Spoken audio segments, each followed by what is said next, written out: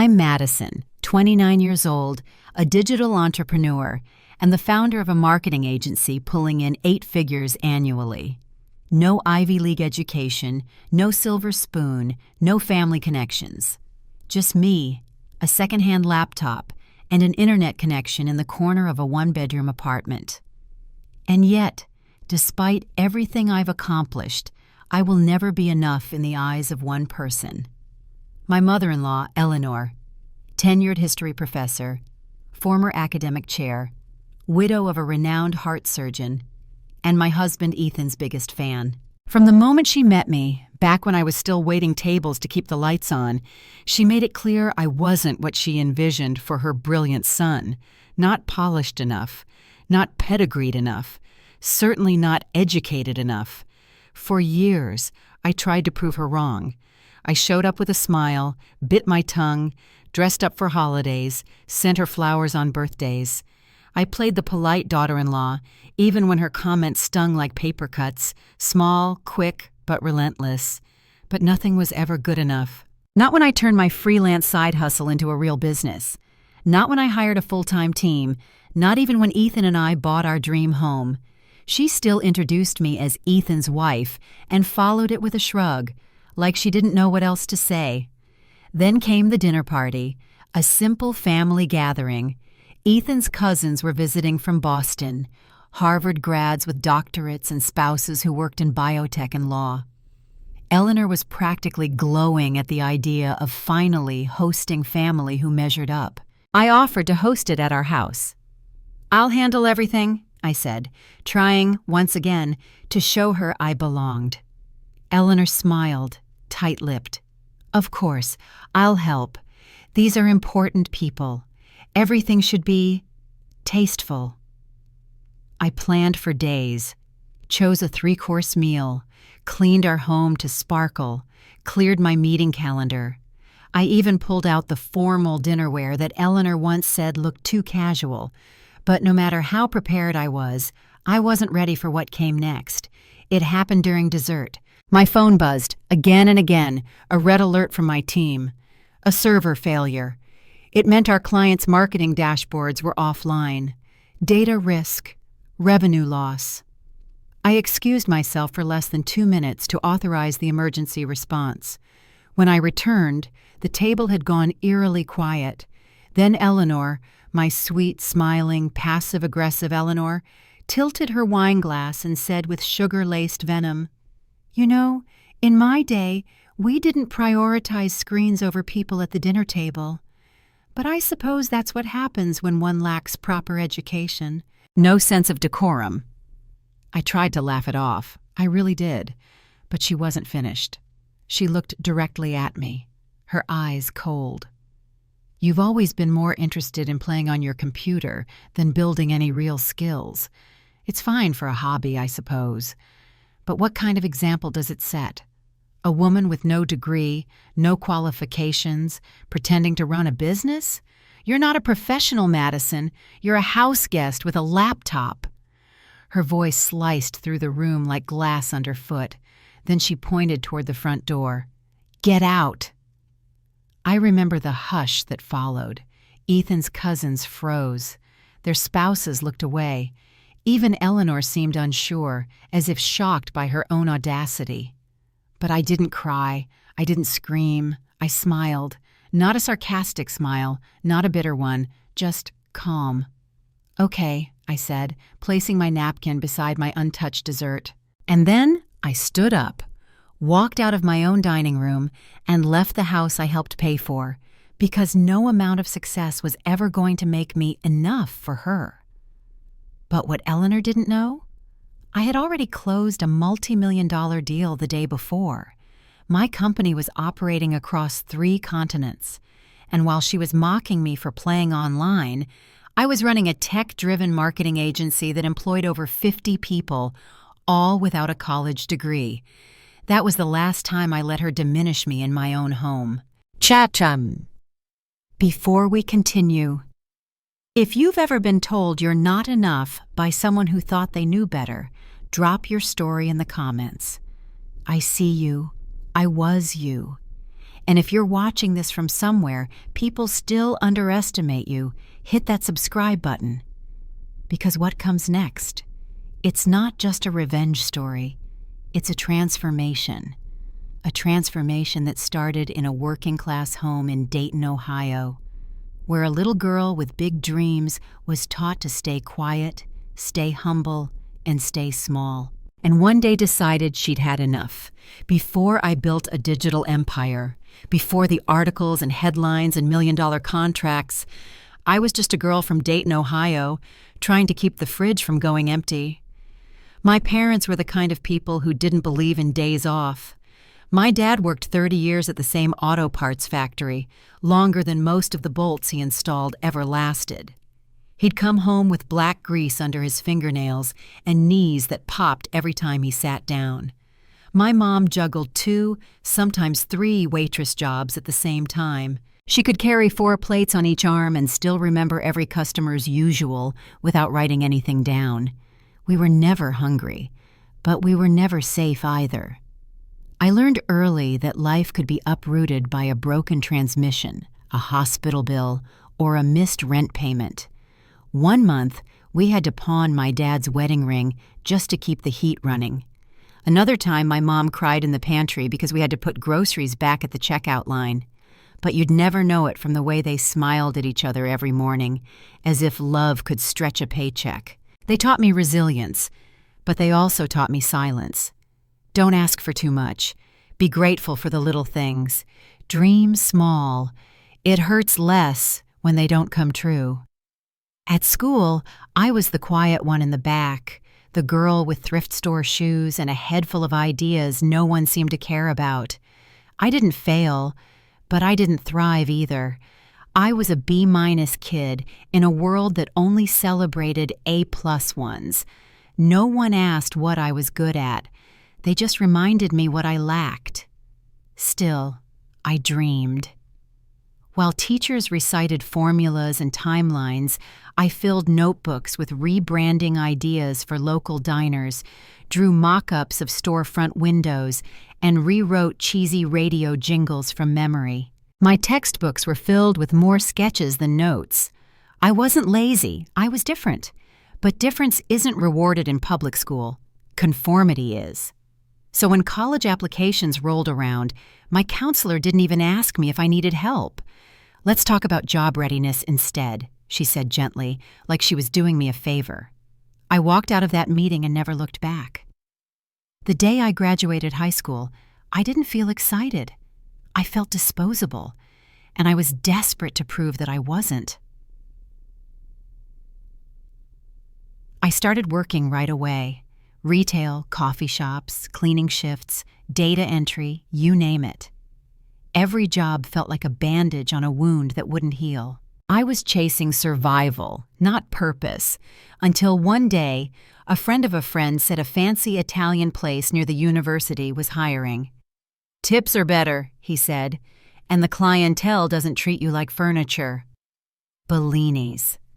That restaurant changed my life, not because of the food or the pay, but because it put me in the same room as people I had only seen on TV, young professionals, med students, faculty from the university across the street.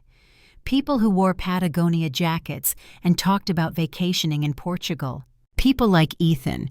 He came in one Friday night after finals with a group of med school friends. I remember him because he was the only one who looked me in the eye when he ordered. "What's good here?" he asked, smiling. I told him the ravioli was fresh.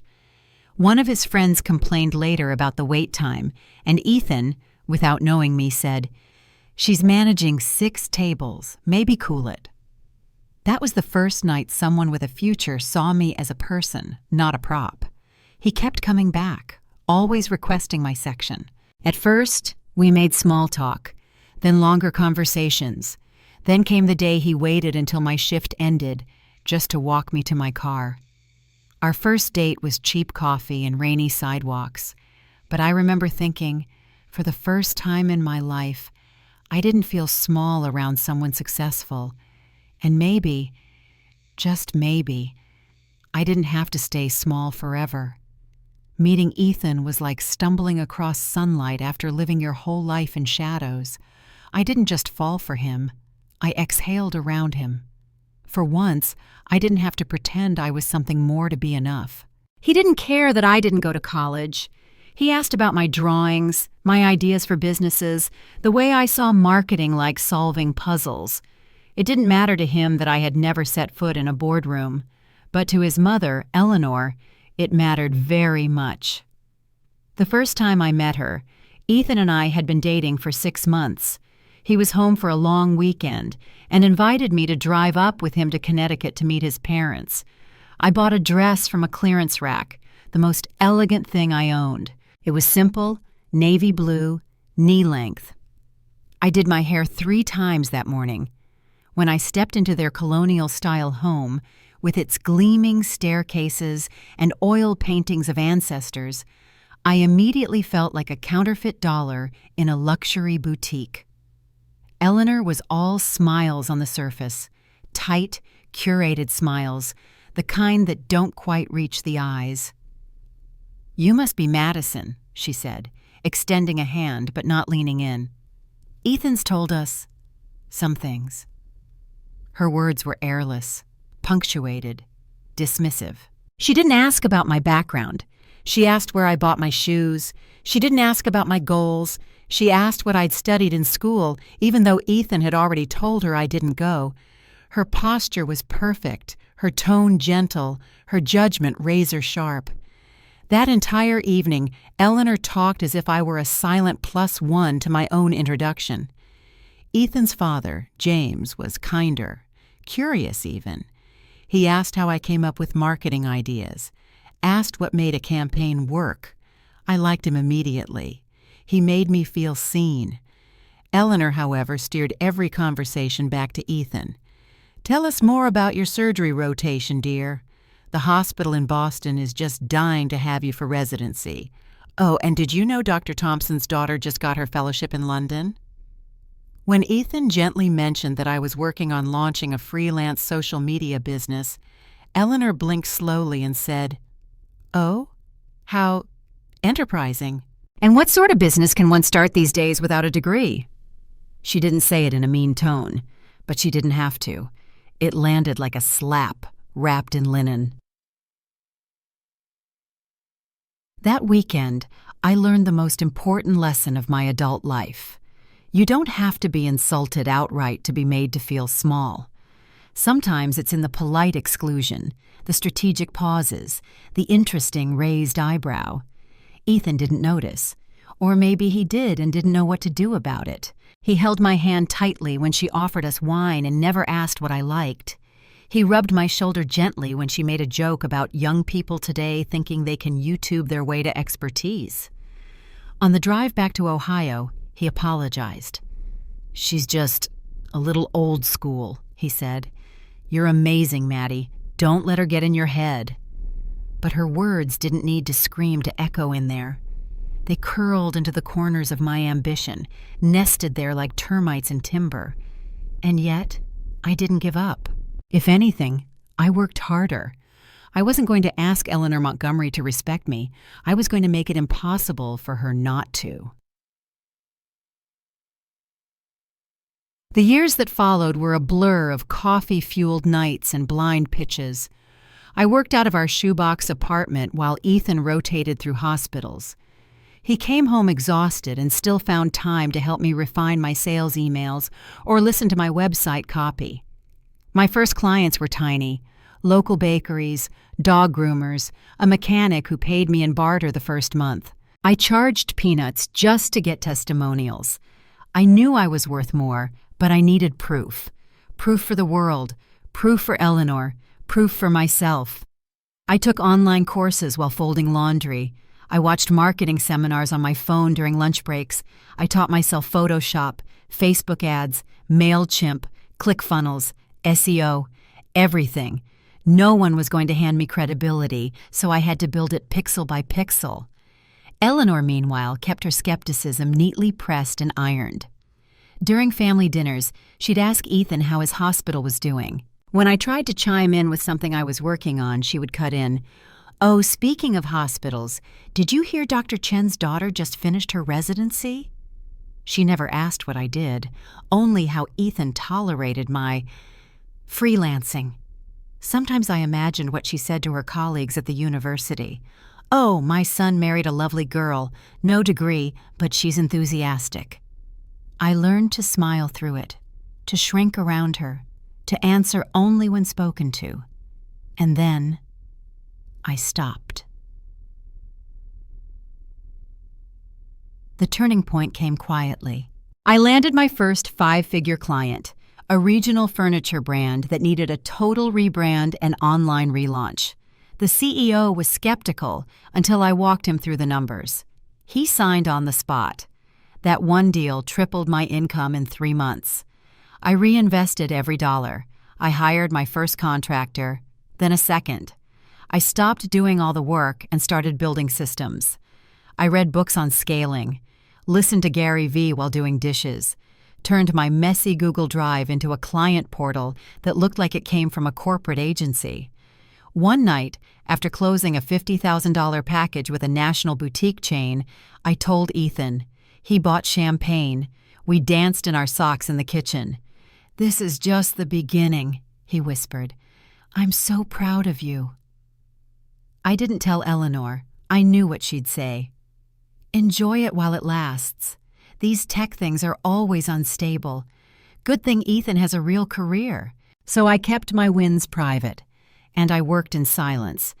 But every comment, every dismissive look, every forced smile from her, those were fuel. I wasn't just building a business anymore. I was building a wall no amount of academia could knock down. By the time Ethan graduated from med school, my so-called little project had a steady stream of clients and more revenue than either of us had expected. But to Eleanor, I was still the girl playing around on a laptop. When we moved to Seattle for Ethan's residency, we rented a modest 2-bedroom home. It wasn't flashy, but it had charm and a quiet view of the Sound. We chose it together. We painted the walls ourselves, laughed over mismatched furniture, and celebrated every small milestone with cheap wine and takeout. To me, it was ours. To Eleanor, it was temporary. She visited that fall, her first extended stay since the wedding. Within minutes of stepping inside, she glanced around the living room and said, "It's very contemporary." I knew that was code for too modern, too small, and too beneath my son. She inspected the space like a realtor with buyer's remorse. "All this glass and open space, not very practical for children," she noted, running her hand along the kitchen counter. "Of course, I assume you'll upgrade once Ethan finishes his training." I bit the inside of my cheek. I was used to her comments by then, how she reduced everything I contributed down to luck or Ethan's support. What she didn't know was that just a few weeks earlier, I had signed a $1.2 million contract with a national retail brand to overhaul their digital presence. My agency had handled rebrands before, but this was different. It was our first major corporate partnership, a real name, real stakes. I was terrified, but I was ready. Ethan was over the moon when I told him. "You've earned every bit of this," he said, lifting me off the ground in the kitchen. "We need to celebrate. Let's go out tonight, and let's bring Mom. She should hear this." I hesitated, but he looked so hopeful. "She'll be proud," he insisted. "She has to be." So we dressed up, made reservations, and went to a bistro Eleanor had chosen. The conversation started pleasant enough. Ethan talked about the hospital, Eleanor talked about retirement plans, and a former colleague who had published another book. Then I brought up the contract. I explained the scope, the value, the national recognition it might bring. I spoke with excitement, like someone who had just climbed her personal Everest. Eleanor nodded slowly and replied, "How lovely that these computer games are working out for you. Though I imagine it's quite unstable. Good thing Ethan has a proper career to fall back on." She said it while slicing her steak, clean, effortless, like she didn't even notice the way Ethan's jaw clenched or how my stomach dropped. That night, I lay awake staring at the ceiling, wondering how someone could look at everything I'd built, without capital, without connections, without a single handout, and still see nothing of value. And yet, I didn't stop. I couldn't. If anything, I doubled down. Over the next 18 months, my agency grew faster than I could have predicted. I transitioned from service provider to CEO. I didn't just manage accounts. I led a team of copywriters, designers, analysts, and project managers. We expanded into Canada, then Australia. Our software division launched a second tool, one that analyzed ad performance in real time and suggested adjustments based on user behavior. By year 4, we hit $5 million in annual revenue. We were entirely remote. I'd built a team of 50-plus employees across 3 continents, and most of them didn't have degrees either. They were brilliant, resourceful, and mission-driven, just like me. We prioritized performance, not paper credentials. Still, Eleanor never asked how my business was going. When family visited from back east, she introduced me as Ethan's wife and added with a chuckle, "She does internet things." When one of Ethan's cousins asked me directly what I did, Eleanor cut in. "She helps small businesses with their Facebook pages. It keeps her busy while Ethan builds his practice." She made it sound like I crocheted cat sweaters for Etsy in my pajamas. Ethan noticed. He always noticed. He confronted her once, after a particularly biting remark over Thanksgiving.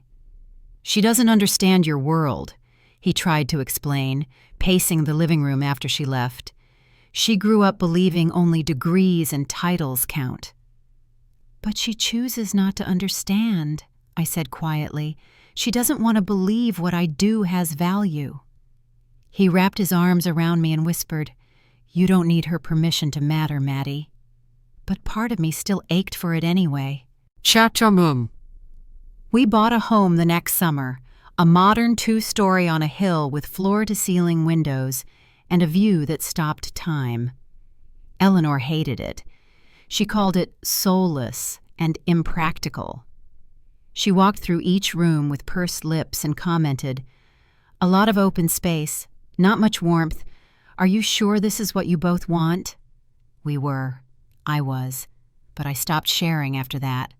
I no longer updated her about my business, my contracts, or my team. I kept things polite, surface level. I sent her birthday gifts, included her in holiday plans, and smiled when she suggested I look into online certification programs, so I wouldn't fall behind. What she didn't know was that I had just begun designing our future headquarters. My company was outgrowing remote-only operations. I needed a central hub, a real space with glass-walled offices, conference rooms, a cafe for staff. I had architects draw up plans. Seattle realtors sent proposals. I was this close to closing on a downtown space. And still, she was offering brochures for adult education programs. I stayed silent. Let her talk. But in my mind, I was already building towers. Then Ethan's father passed away. James had always been the buffer, the one who asked about my work, complimented my ideas, steered conversations to neutral waters when Eleanor's tone sharpened. His death shattered something between us all. Eleanor softened around Ethan, but hardened toward me. "You two are all I have left now," she said one night, sitting on our couch in the house she claimed had no warmth. "I'm selling the house in Connecticut, moving here, to be close to you both." Ethan was moved.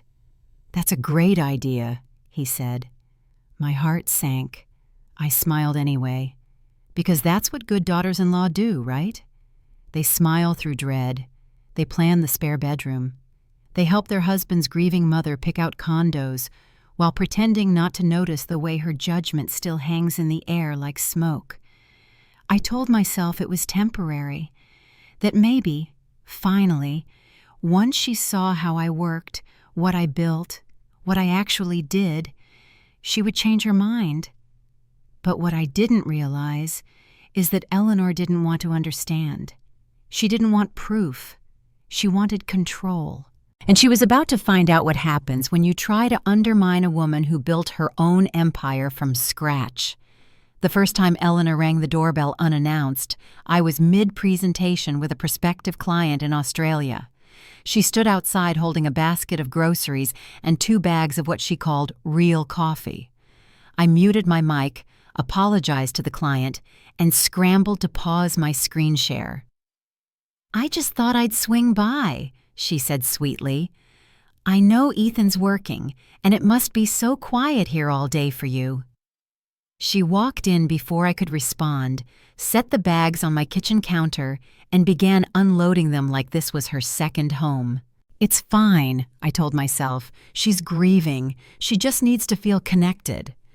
But the visits kept coming, 3, sometimes 4 times a week.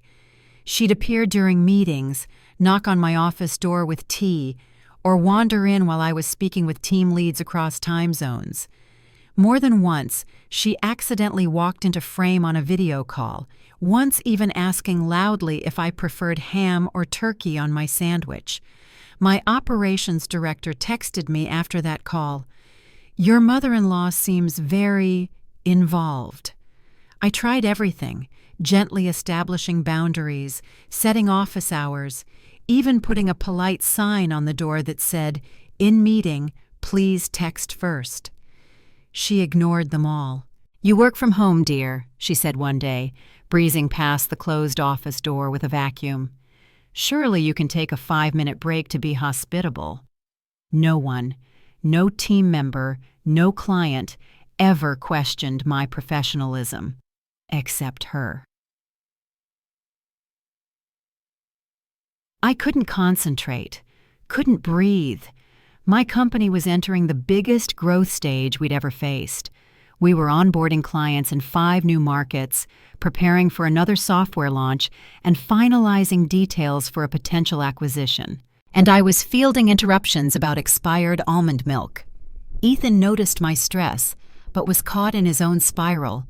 Long shifts, ER rotations, night calls.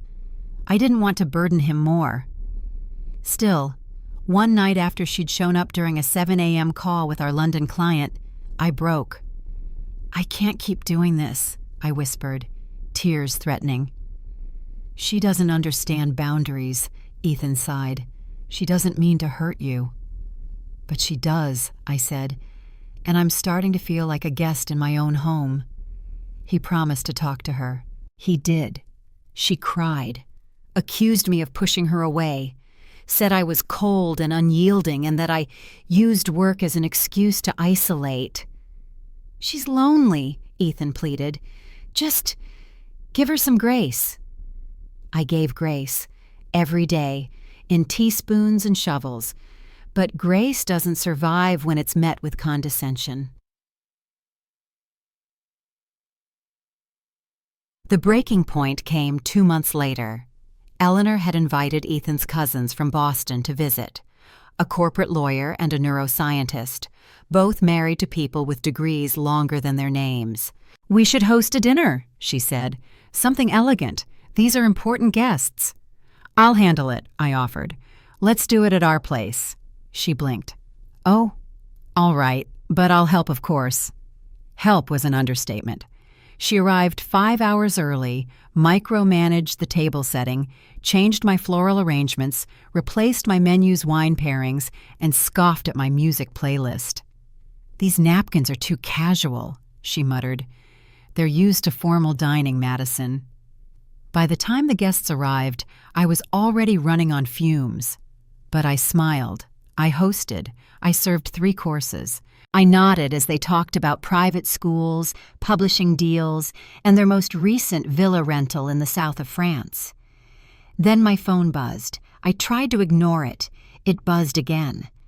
I glanced. Urgent system error on our client dashboard. My company's biggest account. I excused myself for 2 minutes, authorized the fix, returned. Eleanor was waiting. "You know," she said with a saccharine tone, "in my day, we didn't let gadgets distract us from real people. But I suppose that's what happens when you don't have a proper education to teach social decorum." I froze. The guests glanced down at their plates. I tried to recover. I smiled, took a sip of wine. "What is it you do again?" one cousin's spouse asked, attempting polite curiosity. Before I could answer, Eleanor interjected. "She helps small businesses with their Facebook pages. Posts pictures of muffins and things like that." I felt the heat crawl up my chest. I took a deep breath, then said calmly, "Actually, I run a digital marketing firm with over 50 employees across 3 continents. We create custom software and revenue funnels for retailers and SaaS companies. Last quarter, we crossed $9 million in sales." The table fell silent. Even Eleanor paused. Then, with a laugh, she added, "Well, isn't that something? All self-taught, too. I suppose even untraditional hobbies can be profitable in this internet age." My hand gripped the wine glass so hard, I thought it might shatter. That night, Ethan apologized again. "She's never going to get it," I whispered. "Not unless she wants to. And she doesn't." "You're right," he admitted finally. "She's decided who you are, and nothing will convince her otherwise." That's when I knew I needed space, real space. The next morning I booked a flight to Chicago, to the apartment we'd bought in secret months ago, my escape hatch. I packed my essentials, my laptop, my hard drive, the vision board I kept in my drawer. I left Eleanor's world and my silence behind. By the time the plane lifted from the runway, I already felt lighter. By the time I landed, I felt free. That apartment, sunlight flooding in, lake view glimmering through glass, felt like an island where I could finally breathe. I set up my workstation. In less than 24 hours, I was in meetings again, resolving client crises, signing a new partnership in Canada, and onboarding 3 new team members. No interruptions, no passive-aggressive tea breaks, no muffled judgment from down the hall, just me and the business she dismissed. And in that silence, something remarkable happened. I remembered who I was before I started shrinking, before I twisted myself into someone else's definition of acceptable, before I let a mother-in-law who had never seen me build something from nothing convince me I was a placeholder. Back in Seattle, Eleanor expected me to come crawling home. I didn't.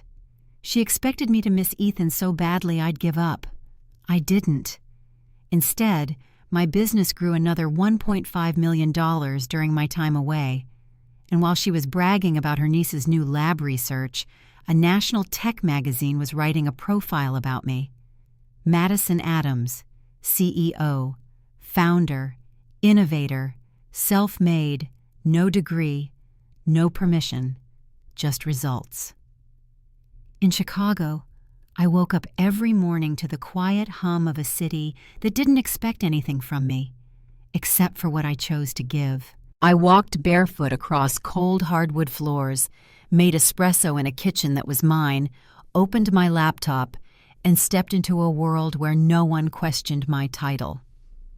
In those early weeks, I worked harder than I ever had, not because I had to, but because I could, without interruptions, without walking on eggshells, without explaining to anyone why answering Slack messages at 10 p.m. didn't mean I was on my computer too much. I wasn't proving anything to Eleanor anymore. I was reminding myself of everything I'd already proven. Our agency signed 3 new contracts in the first 2 weeks after I arrived. I hired 10 new employees. Revenue projections jumped to $12.4 million. And I slept like a woman who had finally stopped holding her breath.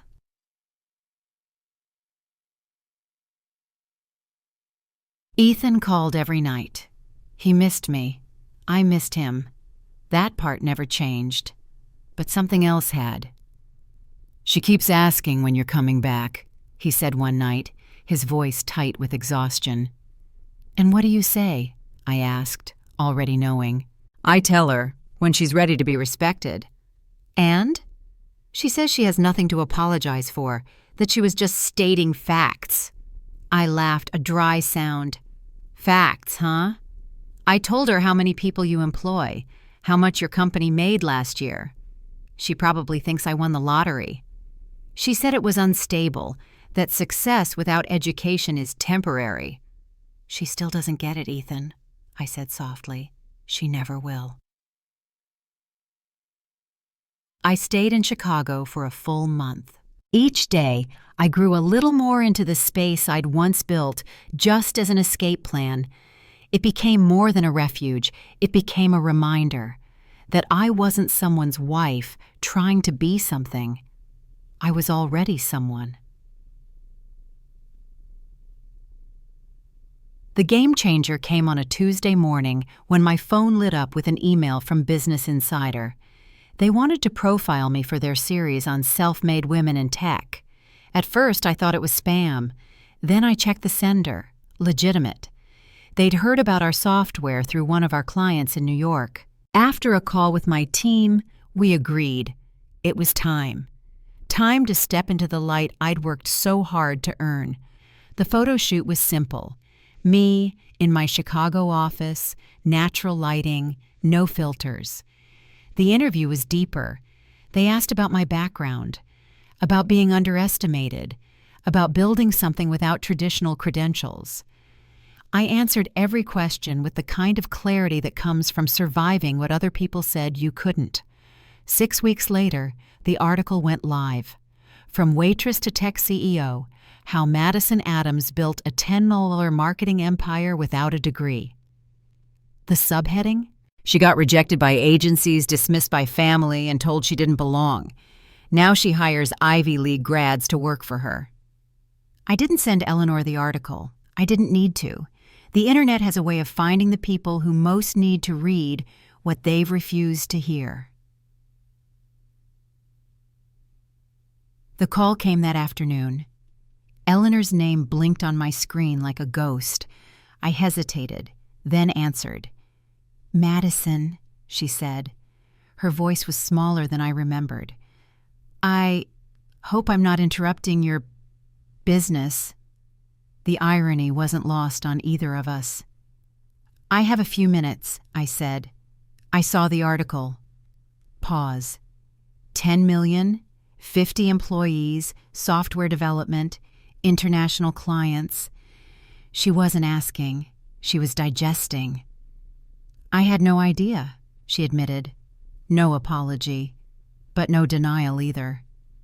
"I may have misjudged certain aspects of your work." "Certain aspects. It's clear that you've built something substantial." A longer pause.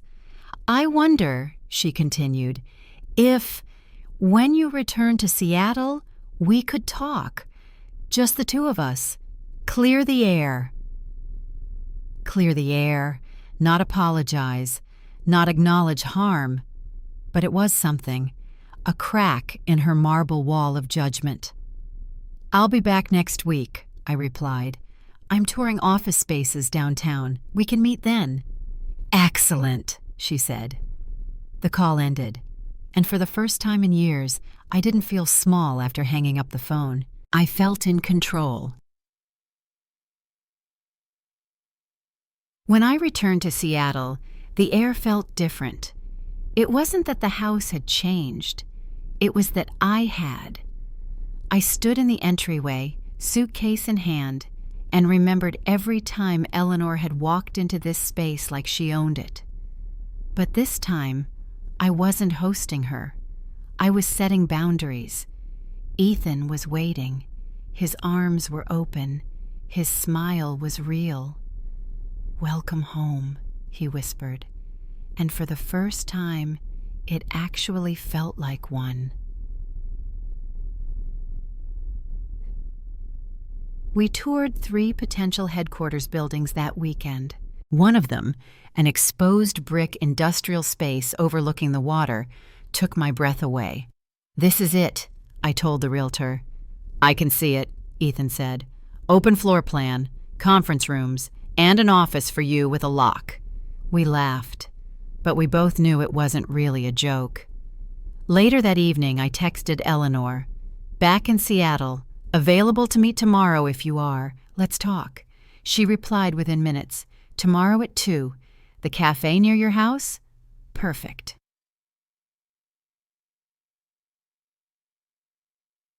I arrived 5 minutes early, dressed not to impress, but to be completely myself.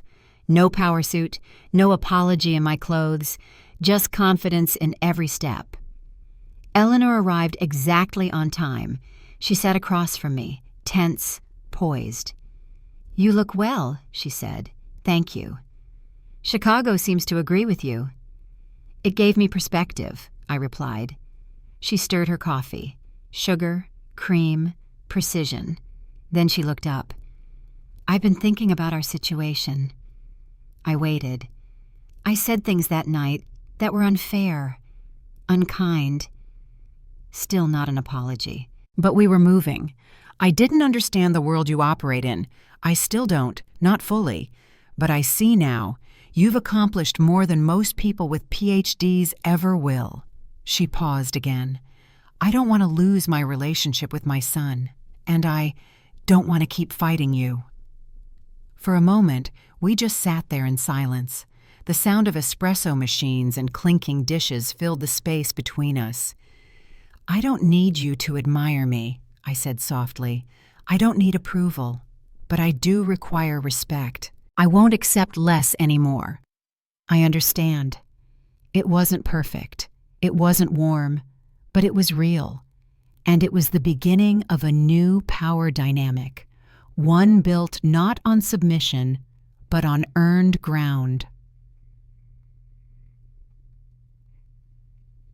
I left that cafe knowing 2 things.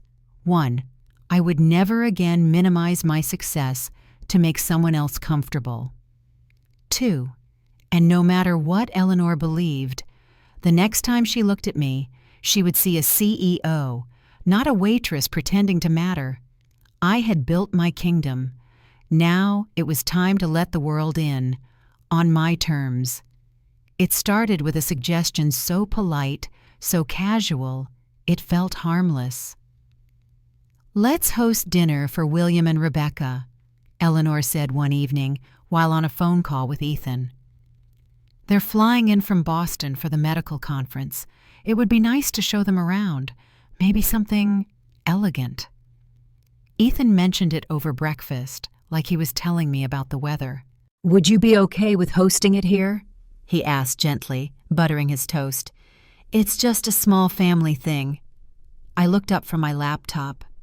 Our dining room flashed before my mind, the long glass table, the custom chairs I had chosen, the kitchen I had designed, my kingdom. "Sure," I said. "I'll take care of everything." "You don't have to do it all," he offered. "I'll talk to Mom. She'll help." I smiled, knowing exactly what help meant. I spent 3 days planning, not because I needed to impress anyone, but because I had standards. I chose the menu carefully: pear and arugula salad, herbed rack of lamb, lemon panna cotta for dessert. I coordinated wine pairings, rehearsed conversation starters, checked dietary preferences, rented matching place settings and stemware. I wasn't just hosting a dinner, I was setting a tone. Let them see what I'd built. Let them understand that this wasn't an accident. That night, I wrapped up all meetings by noon, dressed in an ivory silk blouse and tailored black slacks. Comfortable, elegant, powerful. The kitchen smelled like garlic, rosemary, and confidence. Then Eleanor arrived, 3 hours early. She walked in like she owned the house, her lips pursed. "You're using these plates?" I nodded. "Yes, Modern minimalist. I love the texture. They're fine, she replied, already moving toward the sideboard. I brought the bone china set. For someone like William, we should do this properly. She began replacing the settings without asking. Next came the napkins, too casual, the centerpiece, too tall, the playlist, too modern. By the time I finished searing the lamb, I was emotionally exhausted. But I kept smiling, because I had learned something important during my time in Chicago. I could let her rearrange my forks, but she would never touch the structure of my life again.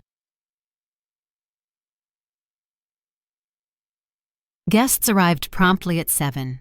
William and Rebecca were polished, formal, but pleasant. They commented on the view, the artwork, the atmosphere. The spouses joined in, chatting about recent travels and the conference events. Things went well until halfway through the main course, when my phone buzzed repeatedly in my pocket. Normally, I would ignore it. But this wasn't normal. Only one person on my team had this emergency code, my COO. I excused myself with a polite apology and stepped into the hallway. A server crash. Our client dashboards, every one of them, were down. I issued protocol immediately, greenlit our emergency response, and returned within 3 minutes. Barely enough time for my wine to lose its chill, but Eleanor was waiting. She smiled across the table like a spider might smile at a fly. In my day, young women didn't let screens interrupt dinner, she said sweetly. But then again, we were raised differently. I placed my napkin gently on my lap, biting the inside of my cheek. "What exactly do you do again?" Rebecca asked, genuine curiosity in her tone. Before I could speak, Eleanor answered. "She runs a little internet thing, social media for small businesses, Facebook photos and that sort of thing." It wasn't the first time she'd said it, but it would be the last. I took a breath, then another.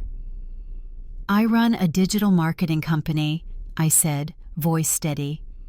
"We operate across 3 continents with over 50 employees. We've developed 2 proprietary software systems, managed over $40 million in client revenue, and were recently profiled in Business Insider." The room went quiet. Then William's wife said, "That's impressive." "Did you study marketing?" Rebecca asked. Eleanor laughed before I could answer. "Oh, Madison didn't go to college. She's self-taught."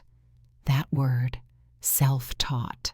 The way she said it, as if it were something between embarrassing and pitiable, brought the room back to that invisible line I had crossed, the one between being tolerated and being mocked.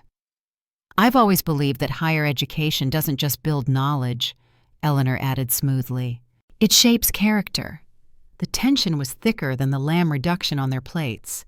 Ethan looked like he was about to say something, but then his phone buzzed. He stepped out for a hospital emergency. The moment he left, Eleanor struck. "In our day, a woman's first priority was the family," she began, "not running little side projects from a guest bedroom. Ethan saves lives. What kind of example are you setting? Pretending to be a businesswoman without even a degree." She pointed toward the front door. "You're uneducated, jobless. Get out." For a split second after Eleanor pointed at the door, no one moved.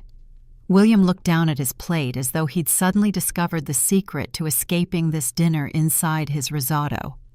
Rebecca's fork hovered midair. Her husband gave a small cough, like his throat was trying to apologize for being attached to his body.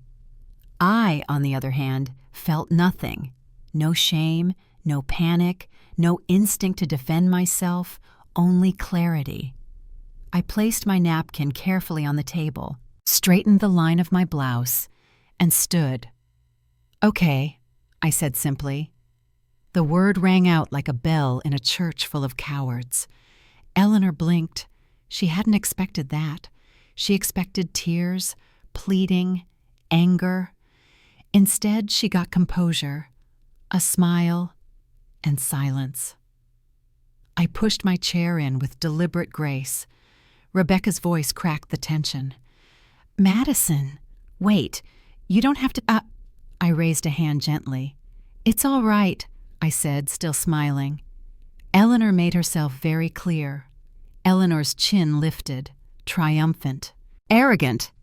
She said what everyone's been thinking," she muttered. "Ethan deserves someone who matches him, intellectually, socially."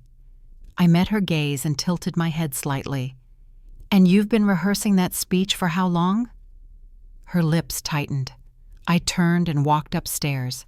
No dramatic exit, no slam of doors, just the soft sound of footsteps over hardwood and years of restraint dissolving behind me. In our bedroom, I moved like a woman on autopilot. I opened the closet, took out my black carry-on, packed exactly 7 days' worth of clothes, my laptop, chargers, external drive, a folder of active client contracts, a framed photo of Ethan and me at our first office launch. I paused before packing the last thing. My copy of the Business Insider article, printed and signed by my entire leadership team with handwritten notes scribbled across the margins. "You made this possible. Because of you, I believe in myself again. Never forget what you've built, Madison." I didn't forget. I had just been too polite to remind anyone else.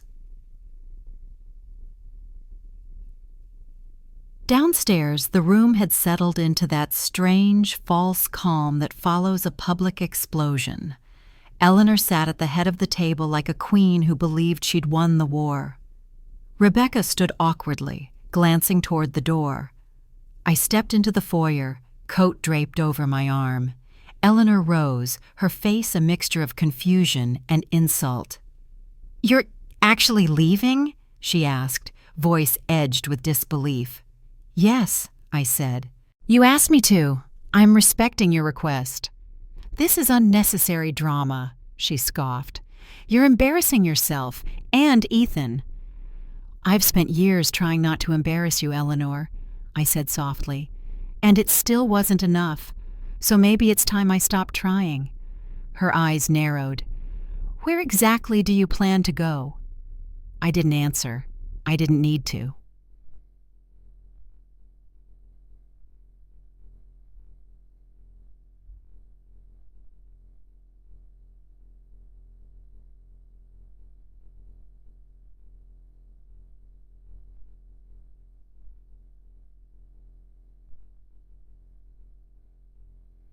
My car arrived 10 minutes later.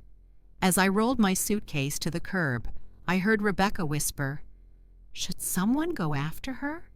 And then Eleanor's voice, firm and dismissive, "She'll be back." Where else would she go?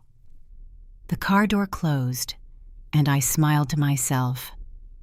You'll find out. I booked a first-class ticket to Chicago with one tap. Checked in, boarded, reclined, and for the first time in months, allowed myself to breathe. When the plane touched down at nearly 2 a.m., I felt like I had landed not just in a different city, but a different version of myself. The doorman greeted me like no time had passed. "Welcome back, Ms. Adams," he said warmly. Inside the apartment, I turned on one lamp, dropped my bag, took off my shoes, stood barefoot in the middle of the living room with its wall of glass facing the sleeping city, and whispered to the darkness, "I'm not coming back the same."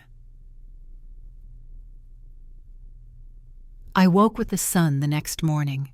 No passive-aggressive teapots, no vacuum sounds outside my door, no one hovering, just me, and a company that needed its founder. By 7 a.m., I was on a video call with my team. We debriefed the emergency fix, reviewed system performance, adjusted ad campaigns, closed 2 deals before 10 a.m. No one asked me why I was in Chicago. No one needed to, because here, I wasn't just Ethan's wife. I was Madison Adams, CEO, boss, builder. Ethan called during his lunch break. "I got home late," he said. She was still there, cleaning up, acting like nothing happened. I said nothing, letting him process. "She said you were overly sensitive, creating drama, that you walked out because of a misunderstanding." I laughed quietly. "Of course she did. I told her everything," he continued. "What you make, what you've built, what you deal with every day." And she looked stunned. Then she said, "Money doesn't equal character." That's her line when the facts don't suit her narrative. I told her she crossed a line. I closed my eyes, heart aching for him. "I told her," he repeated, firmer this time, "that she's not welcome in our house until she gives you a real apology." Tears welled up, hot and fast. "Ethan, no," he cut me off. "She disrespected my wife, publicly. I don't care if she's grieving. That's not grief, that's pride." We ended the call in quiet agreement. Something had shifted, permanently. I hadn't just walked out. I had drawn a line in the sand. And now, for the first time in our marriage, Ethan stood firmly on my side of it. Eleanor expected me to come crawling back after a few days. I didn't. She expected Ethan to pressure me to return and apologize for storming out. He didn't. She expected the silence to mean guilt, but for me, silence was strategy. In Chicago, my days fell into a rhythm of restoration and quiet dominance. By 6:30 each morning, I was up, caffeinated, and fully immersed in operations. Our development team in Berlin launched a beta feature on a client dashboard. Our marketing director in LA onboarded a chain of boutique hotels in Palm Springs. I signed off on a 6-figure content partnership with a brand I used to dream about 2 years earlier. No distractions, no condescension, no helpful comments about college degrees, just clean, uninterrupted momentum. In the evenings, I walked the lakefront alone, headphones in, voice notes on. I dictated vision plans, refined hiring protocols, and developed the outline for a leadership podcast I hadn't even told my team about yet. My empire was expanding in all directions. But Eleanor? She was stuck. Stuck in a house she no longer controlled. Stuck in a narrative that no longer held. 3 weeks into my Chicago exile, the call came from Ethan. He sounded tense. "She's been asking about you more," he said. "Oh?" "She keeps saying, 'When is Madison going to stop pretending and come back to reality?'" I laughed. "She really thinks I'm hiding, doesn't she?" "She thinks you're sulking." "That's rich," I muttered. "Well, she's in for a surprise." And she was. Because that very afternoon, my operations director forwarded me an email that would change everything. Business Insider, feature confirmation, Madison Adams, founder and CEO, Self-Made Women in Tech. I read it 3 times. They wanted a full profile, a photo shoot, a cover slot for their digital feature. Their pitch was clear. A self-taught woman who defied elitist norms, built a multi-million-dollar business, and rewrote the rules of success, without a degree, a mentor, or an ounce of family money. I emailed them back within minutes. "Let's do it." We scheduled the shoot in my Chicago apartment. They sent a stylist, a photographer, a hair and makeup team that was somehow both efficient and emotionally therapeutic. They asked me to sit in the bay window with the lake behind me. "No filters," the photographer said.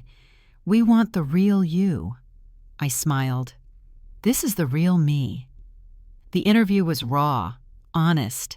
I talked about Dayton, about growing up paycheck to paycheck, about serving tables while studying analytics on YouTube at midnight, about pitching to strangers with nothing but a Canva deck and pure grit. about Ethan's unwavering support, and yes, about Eleanor. They didn't ask for her name. I didn't offer it. But I made sure the story of her comments, her constant dismissal, her refusal to acknowledge my work was told. Not to shame her, but to shine a light on every gatekeeper who ever told a woman, "You're not one of us." The article went live 10 days later. It was titled, "She Didn't Go to College. She Built a $10 Tech Business Anyway." Subheading, "Madison Adams defied elitism, rewrote the rulebook, and proved that success isn't reserved for the credentialed few." Within hours, it went viral. LinkedIn, Twitter, Facebook, old clients reposted it with captions like, "She helped triple our revenue. I'm not surprised." Other women, mothers, students, solopreneurs, messaged me saying, "Thank you. I felt invisible for years." But the text I didn't expect? It came from Ethan. Just 5 words. She saw the article, speechless.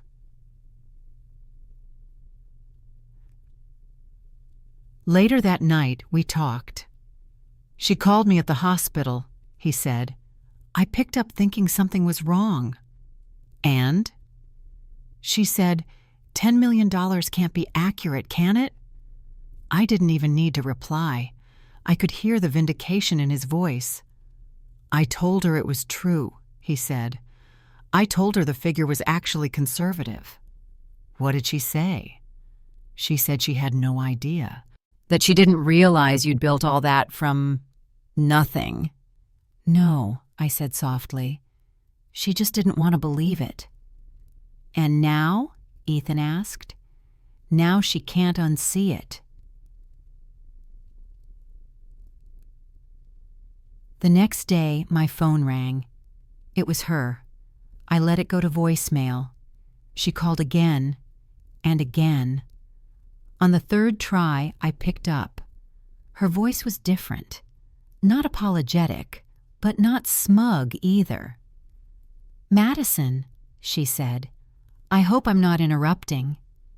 "You always are," I thought, but stayed silent. "I read the article," she said. 10 million, 50 employees, proprietary software." I said nothing. "It's impressive," she added, as if the word tasted foreign on her tongue. I still didn't speak. "I didn't understand," she continued, "and I may have spoken too soon, judged too harshly." "You did." "I wonder," she ventured, "if, when you return to Seattle, we might talk, clear the air." There it was, the crack, the shift. Not an apology, not yet, but the beginning of one. "I'll be back next week," I said, "touring office spaces. Let me know when you're free." Her voice was measured. "Yes, of course. I'll wait to hear from you." And just like that, the woman who once called me uneducated and jobless now waited for me. The Seattle sky was washed in gray when I landed. As the plane descended, I stared out the window at the skyline I once associated with suffocation and compromise. But now, it looked different. Because I was different. I wasn't the girl hoping for an invitation to be seen.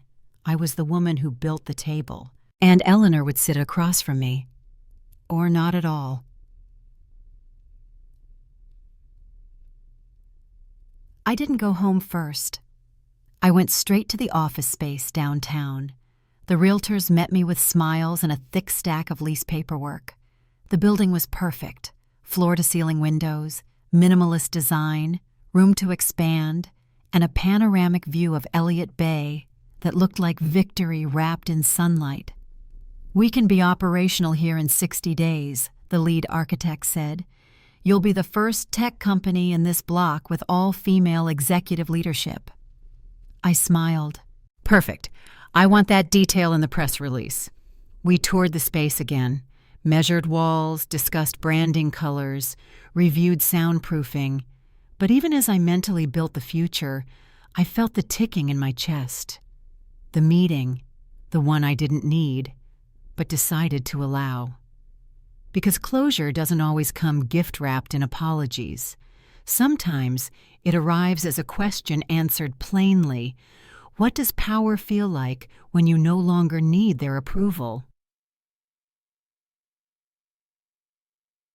Eleanor had suggested the cafe near our house. Neutral ground, familiar menu, controlled environment. She arrived early, as always, in a gray wool coat with a scarf tied too tightly around her neck, as though restraint could save her from exposure. I walked in right on time. No makeup, navy blazer, low bun. My laptop bag slung over one shoulder like a quiet declaration. "Madison," she said, standing as I approached. "You look refreshed." "Thank you," I replied, settling in. We ordered coffee. Small talk evaporated within seconds.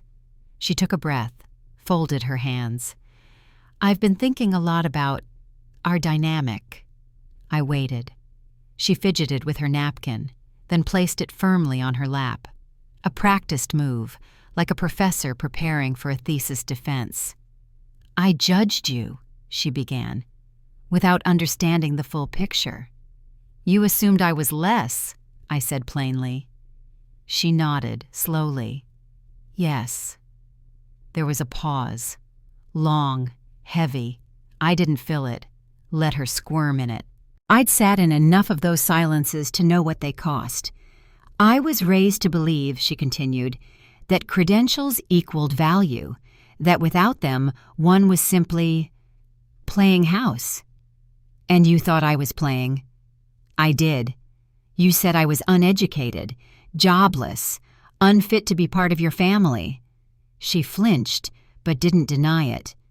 "And now?" I asked. She looked up, eyes surprisingly steady. "Now I see what you've built. It's undeniable." "No," I said softly. "It was always undeniable. You just chose to ignore it." She inhaled sharply, like the truth tasted like vinegar. I wasn't ready to see a version of success I didn't understand. That wasn't my responsibility. "No," she agreed. "It wasn't." Another pause. This one, softer. "Ethan tells me you're opening a physical headquarters," she said, changing the subject with a surgeon's precision. "I am." "In Seattle?" "Yes, downtown." "That's impressive." "That's inevitable," I corrected her. She gave a thin smile. "You've become quite confident." I stopped shrinking. Eleanor looked at me then. Really looked. The woman in front of her wasn't asking for an apology. She wasn't hoping to be liked. She was simply done waiting. "Do you hate me?" she asked. "No," I said honestly. "I don't have time to hate you. I have things to build." She blinked. The response startled her.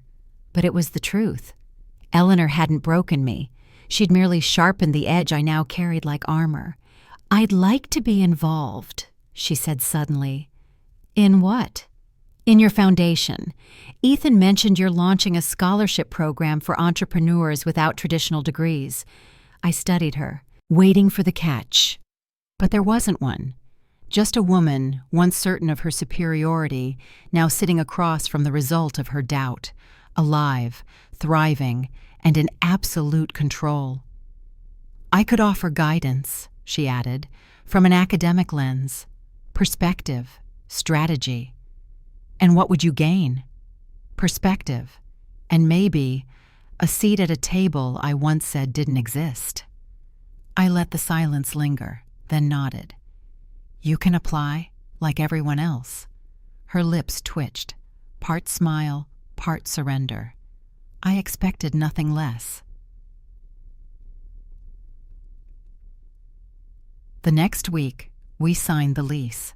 Ethan and I walked the floor together, hand in hand.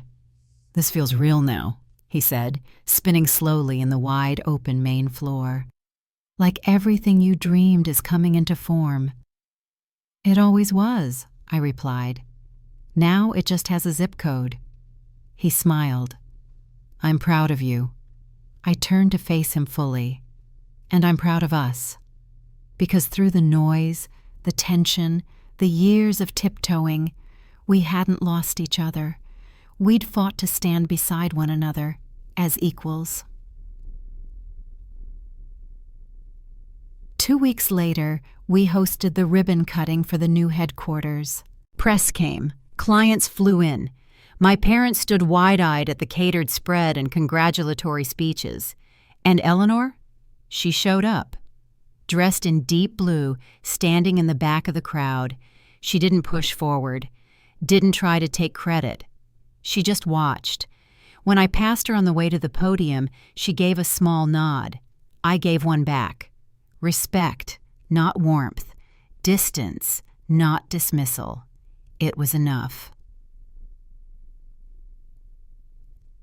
That night, in the new office, I stood at the glass wall watching the city light up beneath me. Ethan joined me, wrapping an arm around my waist. You did it, he said quietly. No, I replied. I am doing it.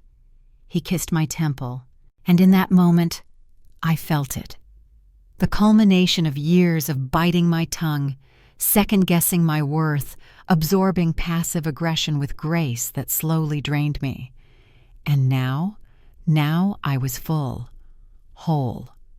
Not because Eleanor saw me, but because I had stopped needing her to. After the ribbon fell and the cameras clicked, everything felt quiet. Not the kind of quiet that came from absence, but the kind that followed a storm no one could deny had passed through. The new office buzzed with joy. My team laughed as they clinked glasses of sparkling cider. My parents wandered the halls like tourists inside a monument their daughter had built with her bare hands.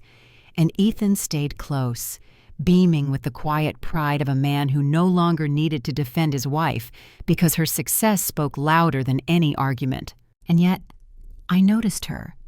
Eleanor.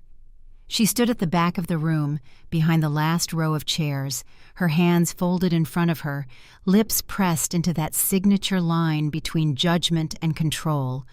Except now, it didn't feel like control anymore. It felt like something else. A woman slowly realizing she no longer had the power to shape the narrative. She didn't approach me during the event, didn't offer a congratulatory hug, didn't ask for a tour. But she stayed until the very end, long after the guests filtered out, long after the last speech ended, and even after the photographer packed up their lights. She waited, watching. As I gathered my things, I glanced over at her. Our eyes met. There was a question in her stare. I didn't answer it. I simply nodded once, then walked past her and into my future. The next day, I expected some form of follow-up, an email, a call, a passive-aggressive note left in Ethan's inbox. But there was nothing, just silence. It wasn't a truce, it wasn't surrender, it was retreat. And strangely, that unsettled me more than all her prior words.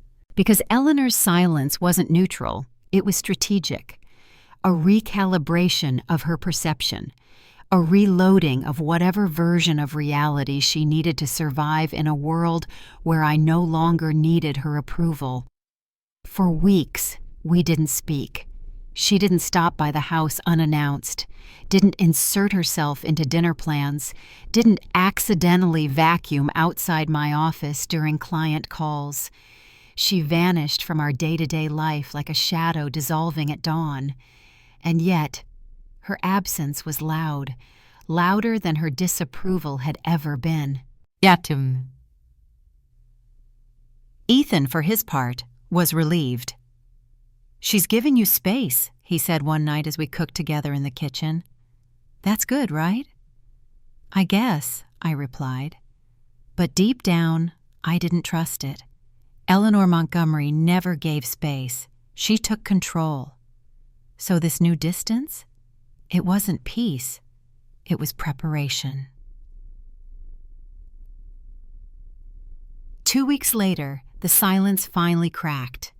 It came in the form of a strained brunch invitation, an email from Eleanor addressed to both me and Ethan. Subject: Family Brunch. Next Sunday. I'd like to host you both, just us. I think it's time we tried again. If it doesn't work, at least we can say we made the effort. I stared at the screen for a long time. Tried again? Tried what exactly? Pretending she hadn't humiliated me in my own home? Pretending she hadn't undermined me for years? Pretending she hadn't waited until I was flying so high that even she couldn't deny it, before deciding I was worth speaking to like a person? Ethan watched me read it. You don't have to say yes, he said gently. I turned to him, eyebrows raised. I know, I said. That's the point. And in that moment, I realized what had shifted most of all. I didn't just have boundaries now. I had the power to enforce them. I agreed to brunch, not out of hope, not out of guilt, but out of curiosity. What does a woman like Eleanor Montgomery do after the world rewrites her story, after her carefully curated vision of control, lineage, and social standing gets disrupted by an inconvenient truth named Madison? The answer, as it turned out, was she rewrites it back. Chapter D. The Sunday sun spilled through her floor-to-ceiling windows as we stepped into her condo. Everything was perfectly staged. Quiche plated, napkins folded into lilies, silverware aligned with military precision. The place smelled like rosemary and apology. But the air? The air was tight with effort. Ethan held my hand like a quiet reassurance.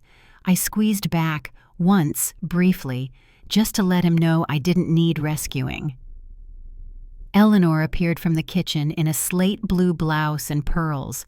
Her smile was strained, eyes flickering from me to Ethan and back again. Welcome, she said. I'm glad you could make it. We sat. The small talk began. She asked about the ribbon cutting, about the office colors, about the guest list.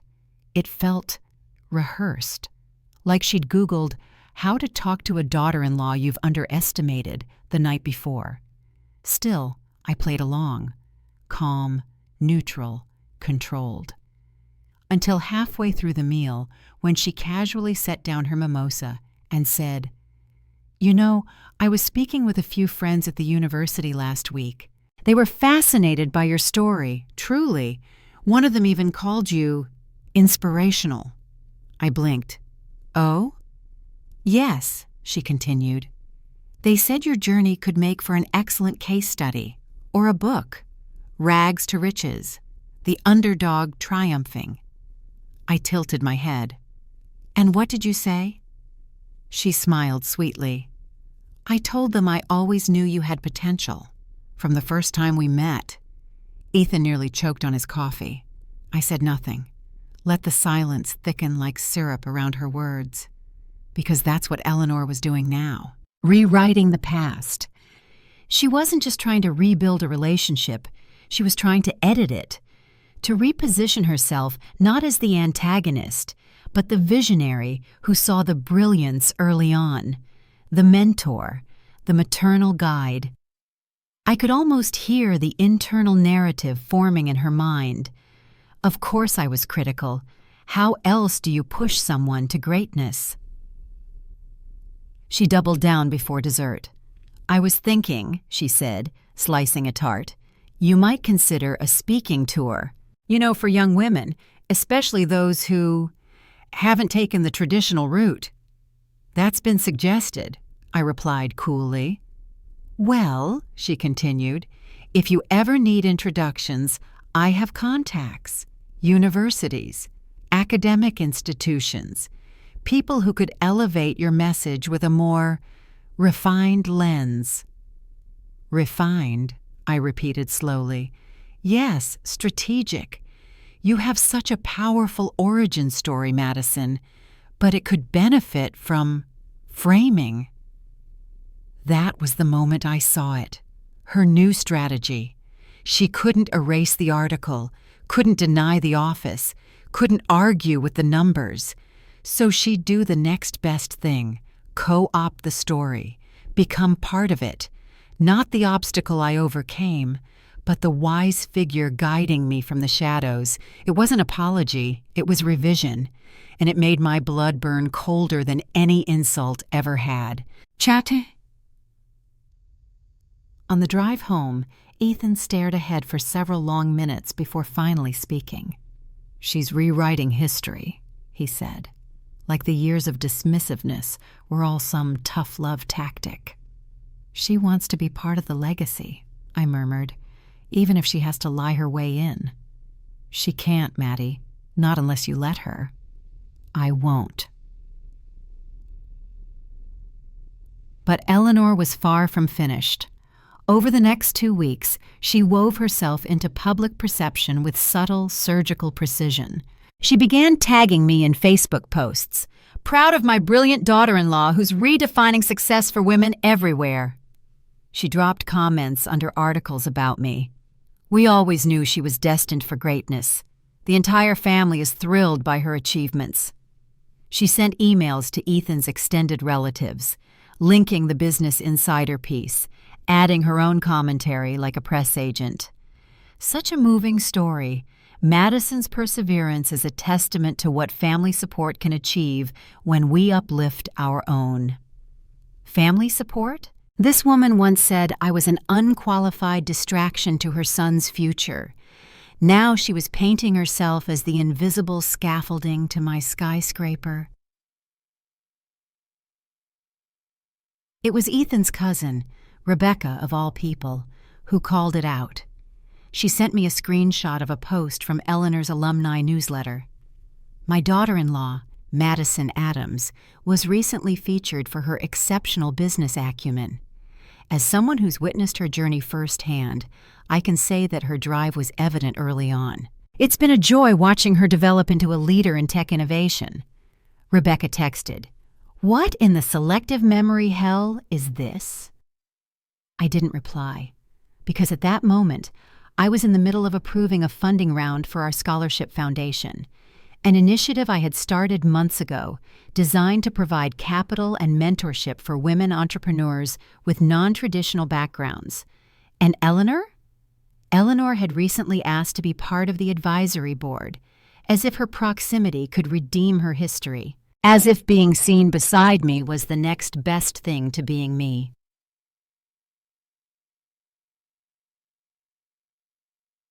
I confronted her 3 days later, not with rage, not with tears, but with receipts, emails, quotes, screenshots, posts, all the ways she had tried to rewrite the truth. We sat on a bench at a park near the new office. It was a crisp, clear morning, Seattle at its rarest, honest and bright. I handed her a folder. She flipped through it. "I don't understand," she said. "You don't have to," I replied. "You just have to stop." "Stop what?" "Stop inserting yourself into a narrative you weren't part of." She bristled. "I'm your family." "No," I said firmly. "You're Ethan's family. Mine? That's earned." Her face flushed. "I've made an effort. After the success came. Not before." She opened her mouth, but I raised a hand. "You don't get to be the wise elder in this story, Eleanor.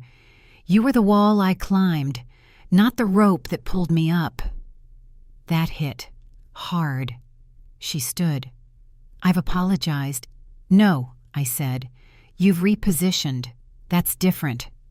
She stared at me, not with hatred, but with a kind of bewildered respect, the way a predator might look at prey that suddenly grows fangs. I stood too, collected my bag, and walked away.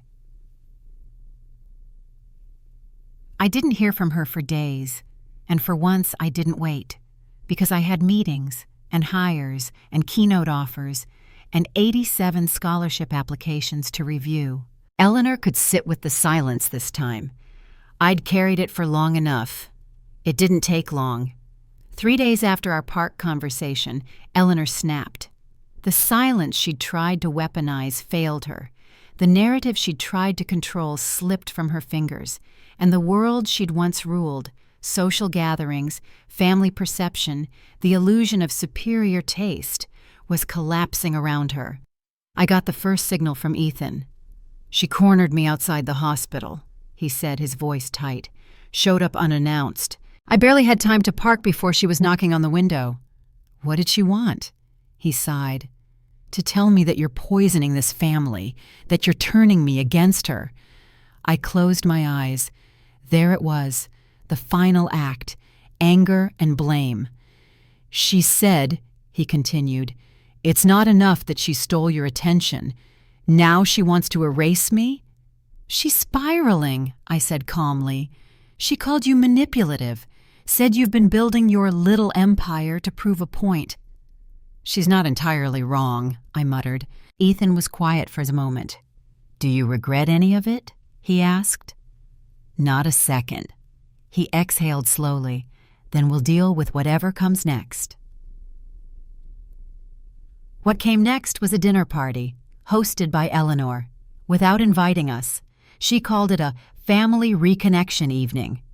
Extended invites to distant cousins, old friends, even some of Ethan's former classmates. We found out through Rebecca, who forwarded us the group message. The text that accompanied the invite made her intentions crystal clear. "It's been a challenging year. Misunderstandings, distance. But this family remains grounded in tradition and truth. I'd love to gather with those who still believe in that." Those who still believe, aimed like a dart, aimed at me. Ethan was furious. "She's making this a campaign, like we're in an election and she's rebuilding her base." "She's losing control," I said. "And when someone like her starts to lose control, she clutches at legacy." He frowned. "So what do we do?" I looked up from my laptop, where I was reviewing our first quarter projections. "We don't play." The night of her dinner, I lit a candle and ran a bath, ordered Vietnamese, opened a bottle of red, let Eleanor host her court of loyal traditionalists sitting on bone-white chairs, clinking champagne glasses, smiling through gritted teeth and whispered gossip. Let her cling to the idea that she could still shape perception through proximity and legacy. Meanwhile, I was shaping futures. Our scholarship program had officially launched. 15 recipients selected. 15 journeys beginning without the barriers Eleanor once used to measure worth. One of them, a young Latina single mom from Phoenix, emailed me personally. "I didn't know women like me could do things like this until I saw what you did." That night, I fell asleep before Eleanor's first toast had even finished. The next morning, my inbox was flooded, not with business emails, but with screenshots from guests at Eleanor's event. "She went off script," Rebecca texted. "Big time." One cousin sent me this quote. "She never belonged, not really. She doesn't understand family, doesn't value tradition, doesn't care about anyone but herself." Another.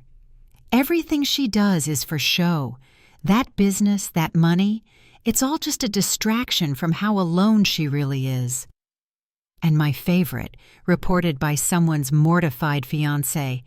"It's a phase. Ethan will come to his senses. Once she crashes, he'll come home." Once she crashes. That was Eleanor's fantasy. A free fall that would land me back at her feet, contrite and conquered. Only this wasn't a free fall. It was flight.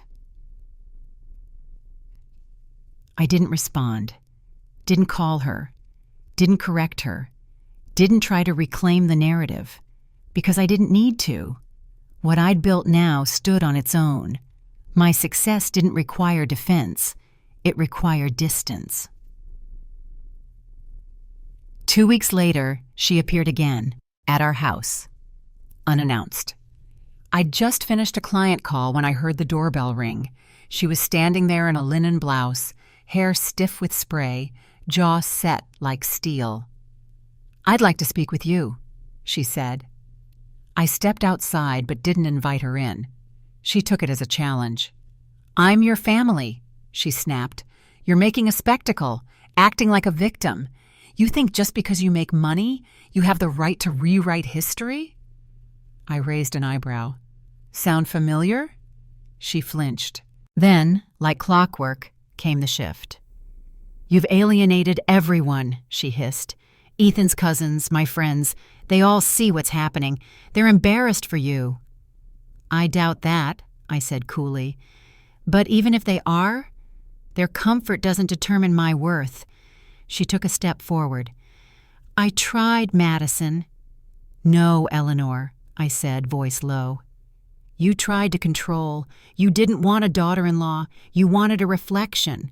She stared at me, and I saw it. Not rage, not grief, but fear. Fear that her influence had truly expired.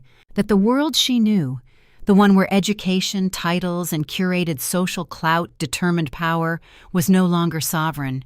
And I was living proof of the revolution. "I'm not your enemy," she whispered.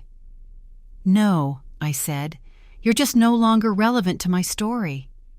I turned, walked back inside, closed the door behind me, locked it. Not out of spite, but because this time I was keeping the peace for me.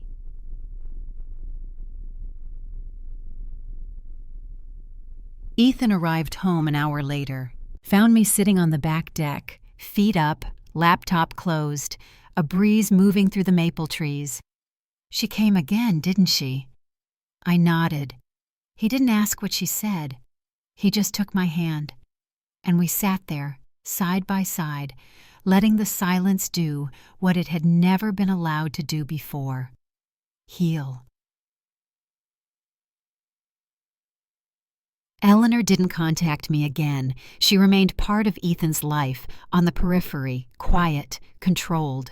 She was still at holidays, still in photos, still present. But the power dynamic?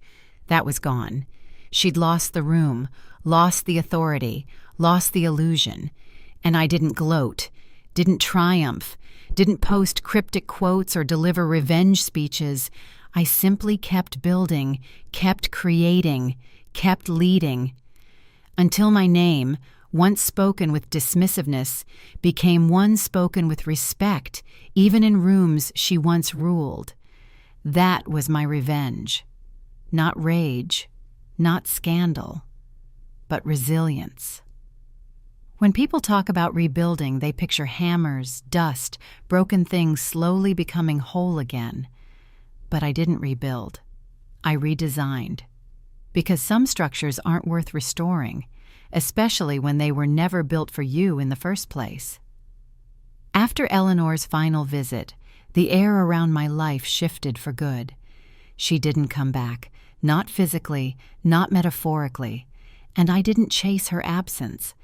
Instead, I filled the space she left behind with something else entirely: peace, boundaries that didn't require permission, a version of family I actually got to define. Chama. It started simply. I began hosting monthly Sunday dinners, not out of obligation, but out of love. Ethan and I invited people who had stood by us in the quiet, not just the spotlight. My parents flew in from Dayton and cried when they saw the new house.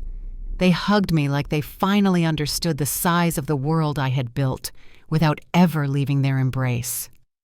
My former waitress coworker, Trina, who once split her tips with me when my car broke down, sat beside our new director of product and traded stories over wine like they'd known each other for years. My assistant Carla brought her boyfriend and a loaf of bread she'd baked that morning. "This kitchen feels like a real home," she said, tearing off a piece and handing it to my mother. Ethan's old med school roommate, Jamal, came with his husband and a bouquet of sunflowers. "You two," he said, glancing between us, "are the rare kind of partnership that doesn't cancel either person out." I looked around the table that night and realized this was my family now. Chosen, earned, not inherited or imposed, not built on blood, but on belief. Eleanor was invited to none of it, not out of malice, but because inclusion, like respect, is not owed, it's offered, and withdrawn when misused. She remained civil, present in photos, reserved during calls, but she no longer occupied emotional real estate in our lives. Her name became a footnote, not a chapter, and we stopped rereading it. The Scholarship Foundation took off faster than I ever dreamed. We called it the Alt Path Initiative, a name born from my midnight walks along the Chicago lakefront, when I used to wonder if my path was too strange to succeed. Now, that strange path had lit the way for others. We funded 25 women in the first year, all of them rejected once by someone who thought their lack of credentials meant lack of value. We offered mentorship, coaching, seed grants, and, perhaps most important of all, a community that said, "You don't have to apologize for being different." One recipient, a 42-year-old woman named Simone, who'd left an abusive marriage and was building an eco-conscious cleaning brand, told me, "I applied thinking it was a long shot, but when I saw your story, I thought, maybe I'm not too late. Maybe I'm just on time for my own life." That line stayed with me, on time for my own life. It reminded me that success isn't a finish line someone else sets for you. It's the moment you stop running someone else's race.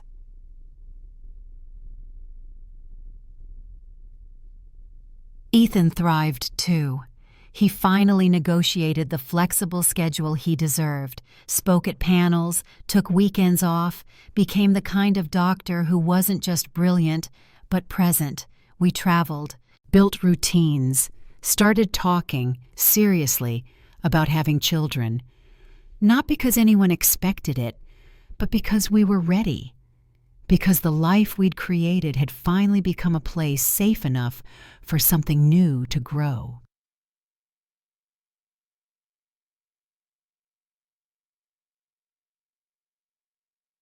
One night, after an especially fulfilling foundation event, I stood in our living room, heels in hand, hair undone, champagne flute still half full. Ethan came up behind me, wrapping his arms around my waist. "You look like a woman who just solved something ancient," he said into my neck. I think I did. He turned me gently to face him. What was the solution? I looked at him, really looked, and said, "Stop asking people who don't understand you to validate you. Just build without them." He smiled. "That sounds like something your daughter would need to hear someday." I leaned in. "Then let's make sure she does." It was the night of our first foundation gala. The ballroom shimmered with soft gold lighting and the buzz of purposeful energy. Women in suits, in saris, in thrifted dresses with pride in their posture, stood shoulder to shoulder. All of them had one thing in common. They'd been told, "You can't." And all of them had answered in some way. "Watch me."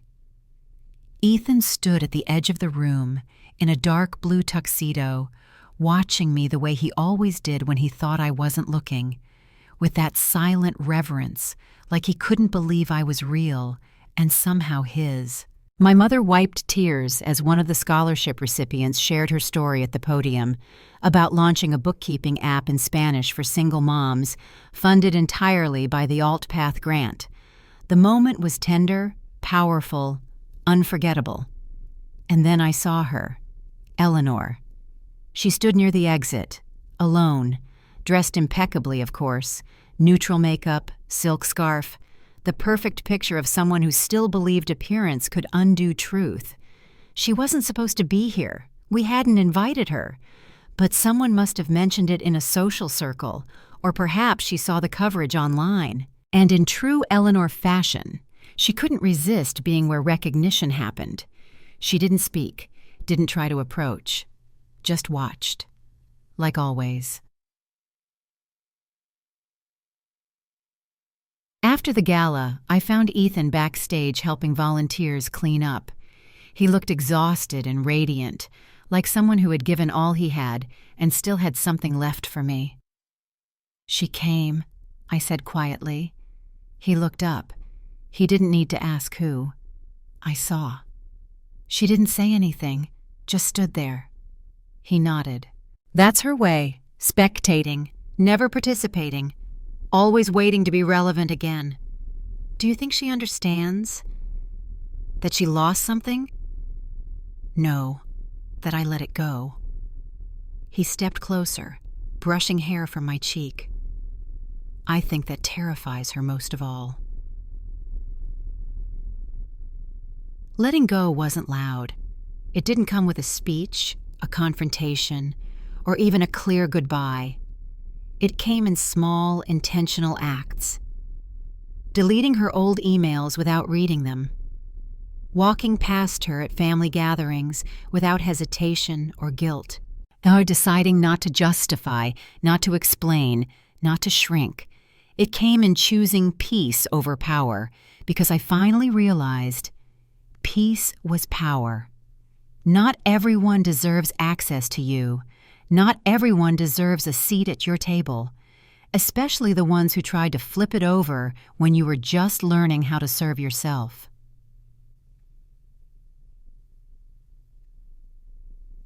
Months passed. The foundation grew. Our company expanded to a second HQ in Chicago. I launched a podcast that ranked top 10 in business within 3 weeks. Ethan and I got pregnant, a baby girl. When the doctor confirmed it, I sat in the parking lot and wept, not out of fear or even joy, but out of relief. Because I knew, without a shadow of doubt, that she would never have to earn her right to exist in her own family. She wouldn't grow up fighting for validation from people too blind to see her shine. She would grow up knowing she was enough, exactly as she was. No resume, no title, no performance required. Eleanor asked to meet, once, late spring. I was 7 months pregnant and radiant in that swollen, sacred kind of way, the kind of glow that comes not just from hormones, but from legacy made manifest. We met at a quiet cafe. Neutral ground again. She arrived early. Rose when I walked in. Seemed startled by the curve of my belly, as though it made my power impossible to deny. "You look," she faltered, "healthy." "I am," I said simply. We sat. She stirred her tea 5 times before speaking. "I'm not good at this," she admitted. "I know. But I want to say, I was wrong." That surprised me. Even after everything, even after the gala, the scholarship, the articles, the open adoration from people she once called beneath her, I hadn't expected her to say those words. "You don't need to say that," I said softly. "I'm not waiting for it anymore." "I know you're not," she said, her voice breaking slightly. That's what finally made me see. We sat in silence. "I was afraid of you," she said. I blinked. "Afraid?" "Yes. You made your own rules. You didn't ask to be accepted. You didn't need my world to belong." She looked down at her tea. "And that meant I couldn't define you, couldn't place you in a box and call it love." I sipped my decaf coffee and waited. "I know I've lost the right to shape your life, but I'd like a chance to know your daughter, if she'll have me." I tilted my head. "Why?" "Because maybe if I get to love her right, I can repair a little of what I broke." There was a long pause. Then I answered the only way that felt honest. You can start by respecting the fact that she doesn't need your love to be whole. If you can love her without trying to mold her, you're welcome." Tears slipped down her face. She nodded, and for the first time since I'd met her, Eleanor didn't try to win. She tried to understand. My daughter was born on a quiet July morning, wrapped in light and the kind of hope that doesn't ask permission. We named her Claire. After Ethan's grandmother, a quiet, brilliant woman who had once told me during a holiday dinner, "You are not loud, Madison. You are clear. There's a difference. Never forget it." I didn't. At Claire's first birthday, our yard was filled with laughter and barefoot toddlers. Ethan grilled. My mom held the baby while teaching Carla how to properly slice watermelon. My dad cried over the smash cake. And Eleanor? She sat at the edge of the group, quiet, respectful, watching again, but this time not as a critic, as a student. Claire ran to me, frosting in her curls, joy in her bones. And as I lifted her up, I whispered, "You never have to explain your light to anyone who chooses not to see it." She giggled, and I knew, somewhere deep and unshakable, she believed me, because I believed me. Chapter. So if you're reading this and you've been told you're too much, or not enough, or not the right fit, if they've laughed at your dream, ignored your effort, or pretended your success was just luck, let me offer you this. You don't have to convince them. You don't have to argue. You don't have to shrink. You can leave the room quietly. You can build in peace. You can let the results speak louder than your defense ever could. Sometimes the greatest revenge is not fire or fury, it's freedom. The freedom to walk away and not look back.